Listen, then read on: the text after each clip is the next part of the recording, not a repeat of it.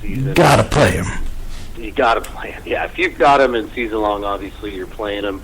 In daily, while his salary is certainly going up and up each week, there's a reason for it. I mean, this guy he's getting 30 touches a game. He's getting all the red zone touches for a struggling Arizona passing game.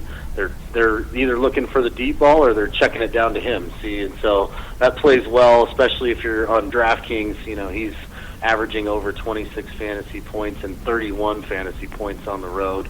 They're playing against Carolina Panthers, who, you know, coming into the season, I think we all thought their defense was going to be pretty stout after the performance that they had last year. But, you know, after 5 games, there's a trend, right? Right. You can see how well they're underperforming, and with the focal point being on David Johnson. He's my leading back for this week, with Ezekiel Elliott coming in second. Kind of a similar position. Elliott he's getting 20-plus touches a game.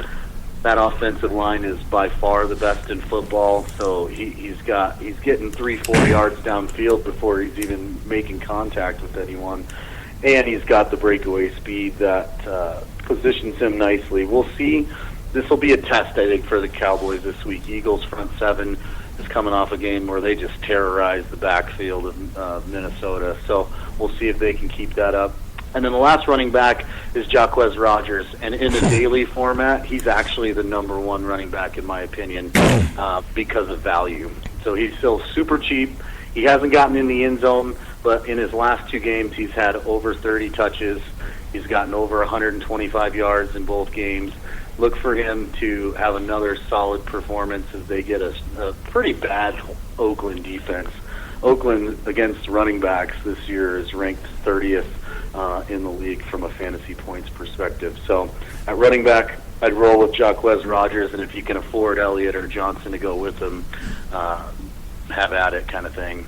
Now, see, I think Rodgers is a bit of a tease. He'll have these games, just like he did when he was down there with your Falcons, where he shines, and you see what he did at Florida State.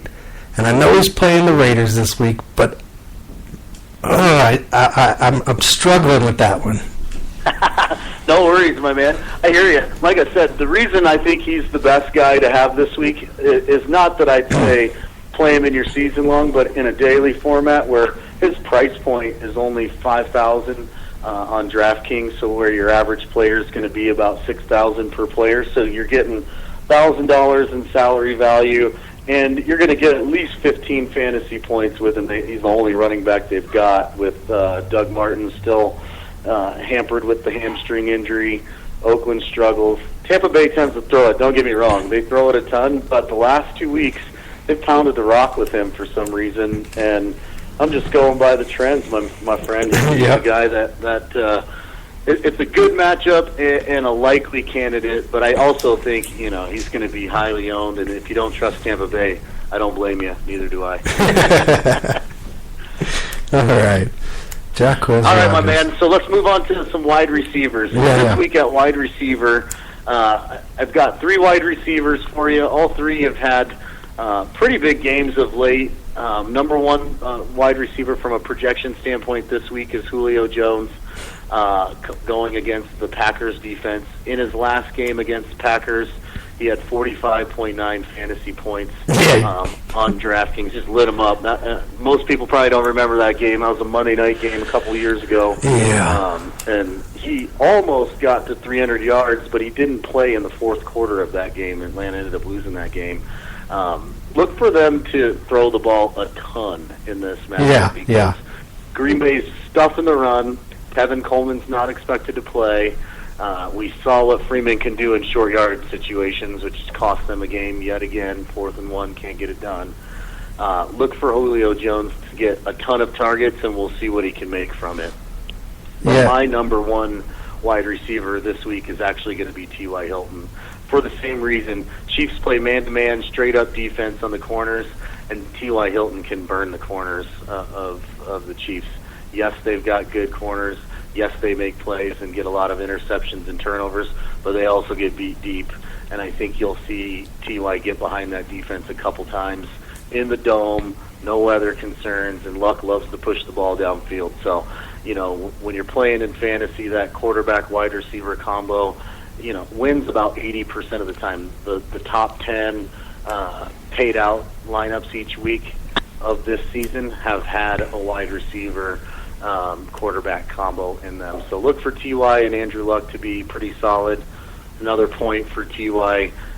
In the playoffs a couple years ago against that same Chiefs defense, he posted the highest wide receiver total recorded on FanDuel at 50.4 fantasy points in one game. So he lit them up. So you've got some history that's on your side there, not to mention the fact that T.Y. Hilton's getting 17 targets since the rest of the receiving corps has gone down in flames for the Colts. So he's getting a ton of opportunities. Last in my article, for those that read, I have Amari Cooper as the third best wide receiver this week. Again, Tampa Bay's got a horrible secondary. They're giving up a ton of points. In fact, I think they're ranked 26 against wide receivers, especially the wide receiver one of the team. And the tendency for Oakland has been Crabtree this week, Cooper next week, Crabtree the week after. And so we're coming off a week where Cooper had a pretty poor performance against the Jags. You would have expected a lot more out of him. It was Crabtree Day last week. So look for Cooper to get involved. Solid play, not a ton of cost there, where Julio Jones is the most expensive player in daily this week. So if you're looking for value, Cooper and Hilton would be solid plays at mid-salary points. Yeah, Julio Jones must have listened to my show a few weeks ago where I called him out because ever since then he's just been balling. Yeah, he's a guy. It's pretty interesting. If Atlanta game plans for him to get the ball, I think you see huge days. When they're struggling on offense, which really they haven't this year, it's been more of they're playing situational football. Where came against Denver, they didn't really even try to get him the ball. He dropped a 60-yard bomb in that one, so he could have had some points for you in that contest. But at the end of the day, they just knew it's running back matchup. And then when they played Seattle, I think that's a little misleading. They had two breakdowns in the secondary where the safeties missed the call. So he hadn't done much in that contest, which I wouldn't have expected a whole lot out of him. But, yeah, I agree. You call him out and he gets 100 yards a week. I like it. Well, just keep it rolling, huh? That's right. All right, good stuff. I got him in all my season-long leagues, so nice. I love it when he goes for big numbers for sure. I have been impressed with him over the last 2 or 3 weeks since I talked about him on the show. And I think he's even blocking better. Like, I'm like, okay, Julio, you're doing some stuff now. It's like he's excited. Get a defense, they'd be a team to look out for. We'll see how they do down the stretch, but they're just giving away games in the last 3 minutes, and you can't win consistently like that. Right. All right, let's move on to defenses. Defenses this week. So, obviously, the best defense in the league from a fantasy point production standpoint, and just the eye test, has been Minnesota Vikings. They are coming off of a defensive performance that was about their norm. They didn't get the big play for a touchdown, which was first time, and they gave up some big plays on special teams to the Eagles last week. But this week, they play the Bears. Yeah. And they get to play Jay Cutler, most likely. It looks like he's going to start. Jay Cutler's good for 2 picks a week when he plays. The Bears' offense has got injuries all over the place. So you've got Alshon Jeffrey injured. He's questionable every week. I'm sure he'll play, but he's questionable every week. Eddie Royal's got a turf toe issue. Howard has also got an ankle issue. So they've got injuries all over the place. I don't expect a ton of production from the Chicago offense, and you combine that with the tenacious defense of the Vikings, they're pretty much a must-play for me in daily. I know they're the most expensive defense that's out there, but they're one that you really should look at for sure. Mm-hmm. Yeah, I've been playing them in my season long every week except the bye week. And, yeah, if you got them in season long, man, hell of a pick, because they're the team to have for sure on defense. And the Eagles, what can you say about their defense? They've been probably the most opportunistic defense and turning turnovers into points, and that's been something in fantasy, you can't count on, the defensive touchdown, pick six. I mean, even Atlanta gets a couple touchdowns on defense a year, and you're not taking them pretty much ever. So Right, exactly. It's like the Lions defense. Exactly. Yeah, the Lions defense is one where you're just hoping they don't give up 35 points. Yeah, we're looking for garbage men. I mean, if you're out there in the city of Detroit and you need a job, go knock on the door if you played high school or Little League. They need some players. If you could tackle somebody, you might make the squad. You just might. Awesome. As a group, they're doing well, but, yeah. Yep.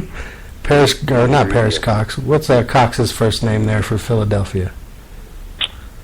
Fletcher Cox. Fletcher, thank you. He is playing some slobber-knocking football right now at the defensive tackle position. Yeah, he's eating up the middle, and he's causing havoc right up the gut for quarterbacks. And that's been probably the biggest key for them causing the turnovers is they're getting that pressure right up the middle, because it sure as hell ain't their offense. Their running attack is horrible. So it's kind of amazing that Wentz has been able to perform at the level that he has, considering he's got no running game. It reminds me a lot of Andrew Luck, really, in Indianapolis. And you've got all these people giving Luck shit each week about his performance. And at the end of the day, if you really looked at his offensive line play, it's amazing what that guy's able to accomplish. And I'd put Wentz in a similar category for what he's having to deal with up front as well. Nice. All right, let's do biggest deals this week on DraftKings, FanDuel, and Yahoo. We've had a couple. Deals. Yep. So biggest deals that you've got for sure, like I mentioned before, Jacquez Rodgers is probably the best value play that you're going to come across. But I'm going to give you one at tight end that some people have been on the last couple of weeks. I think his ownership stake has been about 8 to 9% in the main contest, where you have over 100,000 entries. Which is Jack surprising. Doyle at tight end has been one of the most targeted pass-catching players in the league. He's had 14 targets each of the last 2 weeks. And part of that, again, as I mentioned, you've had Moncrief is out, Dorsett's out. I can't even name the next three wide receivers that are on the list for the Colts. And I look at this stuff every day. So it's really T.Y. running posts and deep patterns, and then you got Jack Doyle running the ins, the seams, and getting some of those check down pass plays. And if you're in a PPR league for season long, or you're playing especially on DraftKings, Jack Doyle is still only like $3,900. So he's super cheap. He's going to get you at least 15 fantasy points. That's my number one value play of the week. Yeah, and just like the Broncos like to put defensive ends and outside linebackers on the map, Detroit likes to put tight ends on the map. And Doyle, we put him on the map this season, letting him tear us up. Started him off. They started him off, and he just kept it rolling. He sure has. Wow. What about you? Who you like? At the tight end position, I got to go with Gronk. He's putting up 100 yards a week. They're playing Buffalo again this week. You look at the last 5 to 10 games, he's right around the 100-yard and a touchdown per game. Brady's right around, I think, if I remember right when I looked it up, he's averaging over 300 yards a game over the last 5. He has a 400-yard game in there. He's got a 360-yard game in there. He also has a 200-yard game in there. So I can see Gronk again going for big points this weekend. I know he's more expensive and more valuable. Greg Olsen is another one that I remember reading from the article, who's a good pickup this week. And he's been getting a lot of touches because Benjamin's really hasn't done anything since college? 2 years ago. I hear you, man. I hear you. Yeah, I'm with you on Gronk. That's a guy, when Brady's at the helm and Gronk's healthy, he's like a must-play. He's kind of like if you've got Drew Brees or you got Aaron Rodgers on your season long, you have to play him no matter what, right? Right. Gronk is that guy for sure. With Brady just putting on a tear. I mean, really, they came out and he seemed to be like the only guy that wanted to play in the first half against the Steelers. But once they got Gronk rolling, and their ability to position Gronk from a formation standpoint, they just get him into situations where he's running against the safety, and he's running away from safeties right now. So clearly his hamstring's fine. I agree with you. Gronk is the number one tight end for sure, but he's, as you mentioned, he's the most expensive guy, but there's a reason.